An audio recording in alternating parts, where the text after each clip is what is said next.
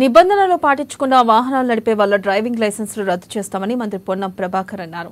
వాళ్ళ పేరుతో భవిష్యత్తులో వాహనాలు రిజిస్ట్రేషన్ ఉండకుండా చేస్తామని హెచ్చరించారు. ఇప్పటికే ట్రాఫిక్ నిబంధనలు అతిక్రమించిన 8,000 మంది లైసెన్సులు రద్దు చేస్తామని చెప్పారు. కేంద్రం పరిధిలోని సారథి వాహన్ పోర్టల్లో తెలంగాణ చొరబోతుందని వివరించారు.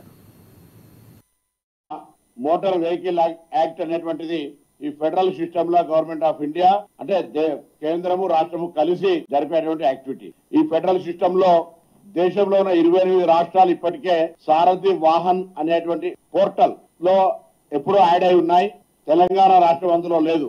దానివల్ల మనం నేషనల్ లెవెల్లో జరగాల్సినటువంటి ఇన్ఫర్మేషన్ ఎక్స్చేంజ్ కావచ్చు, పర్మిట్స్ ఇష్యూ కావచ్చు, నేషనల్ మిగతా రాష్ట్రాలతో మనకు ఉండబడాల్సినటువంటి ఏదైతే ఇంటర్ స్టేట్ రిలేషన్ ఉందో దానికి సంబంధించి కంటిన్యూషన్ కి ఇబ్బంది వస్తుంది అనేటువంటి మాటల మా గౌరవ ప్రిన్సిపల్ సెక్రటరీ వికాస్ రాజు గారు, ట్రాన్స్పోర్ట్ కమిషనర్ ఇలంబర్తి గారు, మిగతా జాయింట్ ట్రాన్స్పోర్ట్ కమిషనర్లు మేమందరం క్షేత్రస్థాయిలో ఉన్నటువంటి ఆర్టీఓలతో సహా డిటిసిలు అందరూ కూర్చొని ఒక సమావేశం పెట్టి దీని మీద 3-4 రాష్ట్రాలకు ఒక డెలిగేషన్స్ పంపి వాళ్ళ దగ్గర నుంచి అభిప్రాయం తీసుకున్న తర్వాత తెలంగాణ రాష్ట్ర ప్రభుత్వం కూడా సారథి మరియు వాహన్ స్టార్టప్ లో 12 నెలల కాలంలో మొత్తంగా రాష్ట్ర వ్యాప్తంగా అమలు చేసి అన్ని జిల్లా ఆర్టీఏ కార్యాలయాలను కంప్యూటరైజ్ చేసి అప్గ్రేడ్ చేసి మా దగ్గర ఉన్నప్పుడు ఇప్పుడున్నటువంటి ఏ టెక్నాలజీ ఉందో దాన్ని కన్వర్షన్ చేస్తూ సారథి వాహన్ పోర్టల్లో జాయిన్ అవుతున్నాము. అందుకు సంబంధించి ప్రభుత్వం తరఫున జియో విడుదలైంది. జియో నెంబర్ 28 ద్వారా ఆ జియో కాపీ కూడా మీకు ఇస్తాం.